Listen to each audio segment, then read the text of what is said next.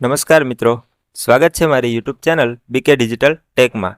અહીં તમને દરેક ભરતીઓ તથા દરેક સરકારી કે અન્ય યોજનાઓ અને ખેડૂતોને લગતી યોજનાઓ વિશે સાચી અને લેટેસ્ટ માહિતી મળી રહે છે. આજના વિડીયોમાં આપણે ડિજિટલ ગુજરાત સ્કોલરશિપ 2025 વિશે વાત કરવાના છીએ કે જેમાં કયા કયા વિદ્યાર્થીઓ ફોર્મ ભરી શકે છે અને તેની શું પ્રોસેસ રહે છે અને તમારે સ્કોલરશિપના ફોર્મ ભરવા માટે શું શું ડોક્યુમેન્ટની જરૂર પડે છે એની સંપૂર્ણ માહિતી આપણા વિડીયોમાં મેળવવાના છીએ. તો આપણે વિડીયો શરૂ કરીએ. તો ડિજિટલ ગુજરાત સ્કોલરશિપ ફોર્મ ચાલુ થઈ ગયેલા છે, જેના એકેડેમિક વર્ષની વાત કરી લઈએ તો 2025-26 માટે ચાલુ થઈ ગયેલા છે.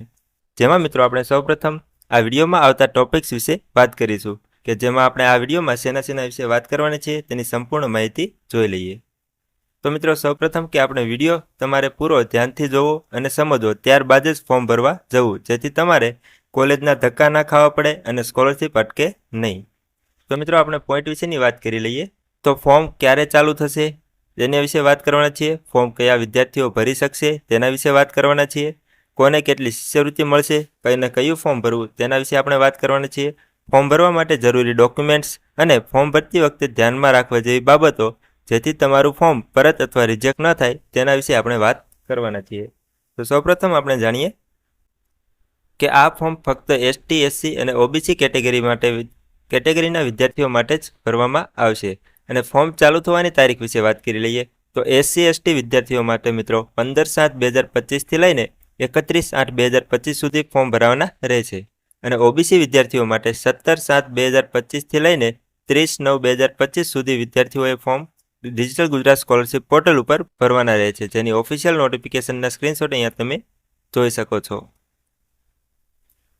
હવે મિત્રો આ ફોર્મ રિન્યુઅલ અને ફ્રેશ એમ બંને વિદ્યાર્થીઓ માટે ફોર્મ ચાલુ થયેલા છે. એટલે કે મિત્રો જો તમે ગયા વર્ષે સ્કોલરશિપ લીધેલી હોય અને તેના ફોર્મ ભરેલા હોય તો તમારે રિન્યુઅલ ફોર્મ ભરવાનું રહે છે. અને ફ્રેશ વિદ્યાર્થીઓ મિત્રો સૌપ્રથમ પોતાનું આઈડી બનાવીને પછી ફોર્મ ભરવામાં આવશે. હવે આપણે મિત્રો આગળ કયા વિદ્યાર્થીઓ ફોર્મ ભરી શકે છે એના વિશે વાત કરી લઈએ.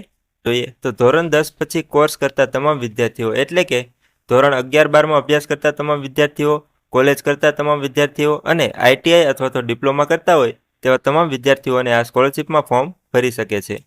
અને મિત્રો જો તમારે કોઈ પણ પ્રશ્ન હોય અથવા તો વધુ માહિતી જોઈતી હોય તો તમે નીચે મને કમેન્ટમાં જરૂરથી જણાવી દેજો, જ્યાં તમને માહિતી મળી જશે. અને એના માટે મિત્રો ડિજિટલ ગુજરાત સ્કોલરશિપ પોર્ટલ દ્વારા હેલ્પલાઇન નંબર પણ જાહેર કરવામાં આવેલો છે, જ્યાંથી તમે તમારે જે કોઈ વધારે માહિતી જોઈતી હોય અથવા તો ડોક્યુમેન્ટ વિશેની માહિતી જોઈતી હોય તો પણ ત્યાંથી પણ તમે મેળવી શકો છો. હવે મિત્રો આપણે સ્કોલરશિપ ફોર્મ ભરવા માટે જરૂરી ડોક્યુમેન્ટ્સ, એટલે કે તેમાં આપણે કયા ડોક્યુમેન્ટની જરૂર પડશે એના વિશે વાત કરી લઈએ. તો સૌપ્રથમ આપણે જોઈએ તો તમારો પાસપોર્ટ સાઇઝનો ફોટો જે તમારે તાજેતરનો જ હોવો જરૂરી છે. ત્યારબાદ મિત્રો ઈમેલ આઈડી અને મોબાઈલ નંબર, જેમાં ઈમેલ લોગિન થાય તેવું અને મોબાઈલ નંબર કાયમી અથવા તો હાજરમાં હોય તે જ આપવાનો રહે છે, જેથી તમારે ભવિષ્યમાં ફોર્મ ભરવાના થાય ત્યારે તમારે કોઈ પ્રોબ્લેમ ઊભી ના થાય. ત્યારબાદ આપણે ધોરણ 10, 11, 12, આઈટીઆઈ અને કોલેજના તમામ સેમેસ્ટરની માર્કશીટ જે લાગુ પડતી હોય તે, એટલે કે મિત્રો જો તમે ધોરણ 11માં ફોર્મ ભરતા હોય તો તમારે ધોરણ 10ની માર્કશીટ, જો તમે ધોરણ 12 ઉપર તમે સ્કોલરશિપનું ફોર્મ ભરતા હોય તો તમારે ધોરણ 10 અને ધોરણ 11 એમ બંને માર્કશીટની જરૂર પડે છે.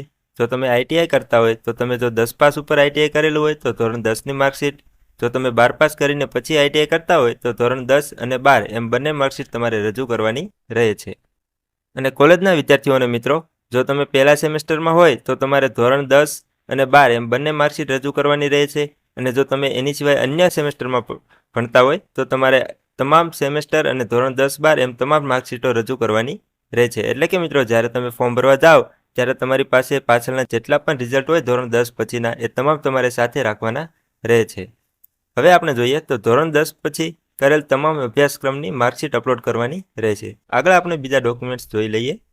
તો મિત્રો તમારો જાતિનો દાખલો ઈડબ્લ્યુએસ, ઓબીસી અને એસટી-એસસી કેટેગરી માટે ફરજિયાત છે. આવકનો દાખલો જે તમારે ખાસ ધ્યાન રાખવાનું છે કે 1/4/2023 પછીના જ હોવા જોઈએ. એટલે કે મિત્રો 1/4/2023 પહેલાંનો તમારી પાસે આવકનો દાખલો હોય તો તે તમારે અહીંયા રજૂ કરવાનો રહેશે નહીં અને તમારે નવો આવકનો દાખલો કઢાવવો પડશે. હવે એની પછી આપણે આધાર કાર્ડ જે અપડેટ કરેલું હોવું ફરજિયાત છે. એ પછી તમારું રેશન કાર્ડ જેમાં તમારે ઈ-કેવાયસી ફરજિયાત રહે છે અને તમારું નામ પેનથી લખેલું નહીં ચાલે, તે તમારે ટાઈપ કરેલું હોય એવી જ રેશન કાર્ડની પ્રિન્ટ સાથે રાખવાની રહે છે. ત્યારબાદ તમારી બેંક પાસબુક જેમાં તમારો IFSC કોડ અને વિદ્યાર્થીનું નામ પ્રિન્ટ થયેલું જ હોવું જોઈએ. તે પણ પેનથી લખેલું અથવા તો ઝાખું હશે તો પણ નહીં ચાલે. આગળ આપણે બીજા ડોક્યુમેન્ટ વિશેની વાત કરી લઈએ મિત્રો. તો તમારે ફી ભર્યાની પહોંચ અને જો ફી માફ હોય તો ફી માફીનું પ્રમાણપત્ર. એટલે કે મિત્રો તમારે જો તમે જે ધોરણમાં અભ્યાસ કરતા હોય અથવા તો જે કોલેજના સેમેસ્ટરમાં અભ્યાસ કરતા હોય તે ચાલુ અભ્યાસક્રમનું તમારે ફી ભર્યાની પહોંચ તમારે રજૂ કરવાની રહે છે.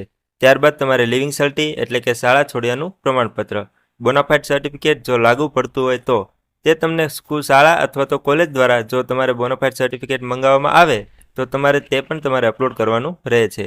ત્યારબાદ શાળા કોલેજનું આઈ કાર્ડ જો તમારી પાસે હોય તો તમે અપલોડ કરી શકો છો. ત્યારબાદ હોસ્ટેલ સર્ટિફિકેટ, જો કોઈ વિદ્યાર્થીઓ હોસ્ટેલમાં રહીને અભ્યાસ કરતા હોય તો તેમને તેમનું હોસ્ટેલ સર્ટિફિકેટ રજૂ કરવું ફરજિયાત છે. અને જો વિદ્યાર્થીએ અભ્યાસ દરમિયાન 1 વર્ષથી વધુ વર્ષનો ગેપ હોય તો સ્ટેમ્પ પેપરમાં નોટરી કરાવેલ બ્રેક એફિડેવિટ રજૂ કરવું ફરજિયાત રહે છે. હવે મિત્રો આપણે ખૂબ જ મહત્વની માહિતી જોઈ લઈએ. તો કોલેજમાંથી લેવાની માહિતી. જ્યારે પણ તમે તમારા સ્કોલરશિપના ફોર્મ ભરવા જાઓ ત્યારે તમારે કોલેજ અથવા તો શાળા દ્વારા જે માહિતી લેવાની રહે છે અને આ માહિતી સિવાય તમે તમારું કોલેજનું અથવા તો શાળાનું શિષ્યવૃત્તિનું ફોર્મ ભરી શકશો નહીં. જેથી આ માહિતી લઈને જ અથવા તો નોટિસમાં જો તમારે કોલેજ અથવા શાળાની નોટિસ બોર્ડમાં લગાડેલું હોય તો ત્યાંથી તમારે નોટિસમાંથી આ માહિતી લઈને જ ફોર્મ ભરાવા જવાનું રહે છે. જેમાં આપણે જોઈ લઈએ તો કોલેજ અથવા શાળાનું સત્ર અથવા ધોરણ ચાલુ થયાની તારીખ, ત્યારબાદ કોલેજ અથવા શાળાનું સત્ર અથવા ધોરણ પૂર્ણ થયાની તારીખ. આ બંને તારીખો મિત્રો આપણને કોલેજ દ્વારા જ મળી રહેશે. એ પછી વાત કરી લઈએ તો કોલેજ દ્વારા ફીની વિગત. એટલે કે મિત્રો તમારે એડમિશન ફી, ટ્યુશન ફી, અન્ય ફી અને પરીક્ષા ફી એમ આ 4 વસ્તુ આપણે જ્યારે સ્કોલરશિપના ફોર્મ ભરીએ ત્યારે આ 4 ફીની ડિટેલ્સ તમારે એમાં એન્ટર કરવાની રહે છે. જેથી તમારે આ જેટલી માહિતી આપેલી છે એટલે કે તમારે કોલેજ શાળાનું સત્રની તારીખ અને ચાલુ અને પૂર્ણ થયાની તારીખ અને કોલેજ દ્વારા ફીની વિગત આ બંને માહિતીઓ તમારે લઈને જ તમારે ફોર્મ ભરવા જવું. જેથી તમારે ફોર્મ રિજેક્ટ થવાનું અથવા તો તમારે ધક્કા ખાવાની જરૂર રહેશે નહીં. હવે મિત્રો આપણે થોડીક આગળ માહિતી જોઈ લઈએ. તો ફોર્મ ભરતી વખતે ધ્યાનમાં રાખવા જેવી બાબતો. એટલે કે મિત્રો જ્યારે આપણે સ્કોલરશિપનું ફોર્મ ભરાવા જઈએ ત્યારે આપણે કયા પોઈન્ટ્સનું ખાસ ધ્યાન રાખવાનું રહે છે એના વિશે થોડીક વાત કરી લઈએ. તો ફોર્મ ભરતી વખતે મોબાઈલ નંબર અને ઈમેલ આઈડી પોતાનું અને ચાલુ રાખવાનું હોય તે જ આપવાના રહે છે. પોતાનું આધાર કાર્ડ બેંક સાથે લિંક કરાવવું ફરજિયાત છે. રેશન કાર્ડમાં પોતાનું નામ ટાઈપ કરેલું અને KYC કરાવવું ફરજિયાત છે. હોસ્ટેલ ફોર્મ ભરવા જાઓ ત્યારે તમામ જરૂરી ડોક્યુમેન્ટ્સ ઓરિજિનલ જ લઈ જવાના રહે છે. ડિજિટલ ગુજરાતમાં સ્કોલરશિપ ફોર્મ ભર્યા બાદ જો તમારે કોઈ ફેરફાર કરવાનો હોય અથવા કોલેજે બતાવવાનું હોય તો પહેલાં ફોર્મ ભર્યા બાદ ડ્રાફ્ટ પ્રિન્ટ કરાવવી, ત્યારબાદ જે ફેરફાર હોય તે કરાવીને જ ફાઇનલ સબમિટ કરાવવું.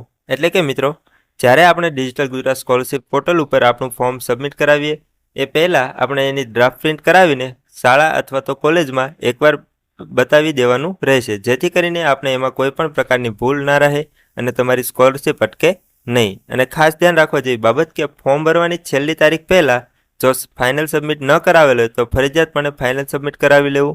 જેથી તમે સ્કોલરશિપથી વંચિત ના રહી જાઓ. હવે આપણે OBC ST/SC કેટેગરીના વિદ્યાર્થીઓને પોતાના અભ્યાસક્રમ મુજબ કેટલી શિષ્યવૃત્તિ મળશે એના વિશે થોડીક માહિતી લઈ લઈએ. સૌપ્રથમ મિત્રો આપણે OBC વિદ્યાર્થીઓ માટે મળવાપાત્ર શિષ્યવૃત્તિની વાત કરી લઈએ. તો અહીંયા PMSSV post matric scholarship for OBC, EBC and DNT students. ત્યારબાદ BCK80 મેડિકલ એન્જિનિયરિંગ ડિપ્લોમાના વિદ્યાર્થીઓને સહાય, મેડિકલ એન્જિનિયરિંગ BCK98.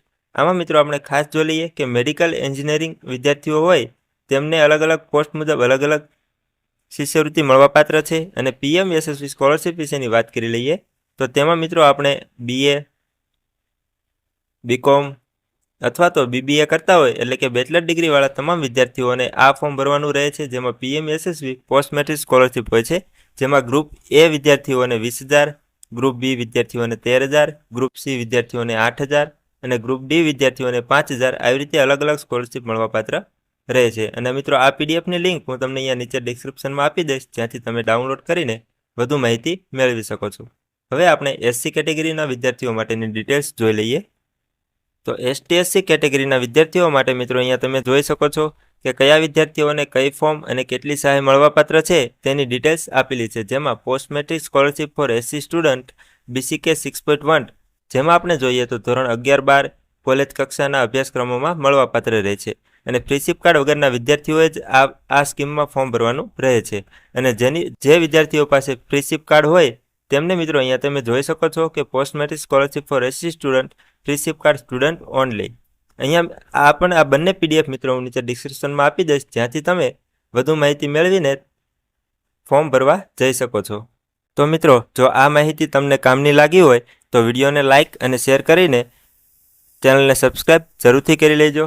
અને મિત્રો ખાસ કે તો આવા જ પ્રકારની સરકારી ભરતીઓ અથવા તો ખાનગી કંપનીઓની ભરતીઓ અને ખેડૂતોને લગતી યોજનાઓ વિશે વિસ્તારપૂર્વક માહિતી મેળવવા માટે અમારી ચેનલને સબસ્ક્રાઈબ કરવા વિનંતી. આ ચેનલ પર આપને તમામ પ્રકારની યોજનાઓ અને ભરતીઓની માહિતી વિસ્તારપૂર્વક મળી રહેશે. ધન્યવાદ મિત્રો.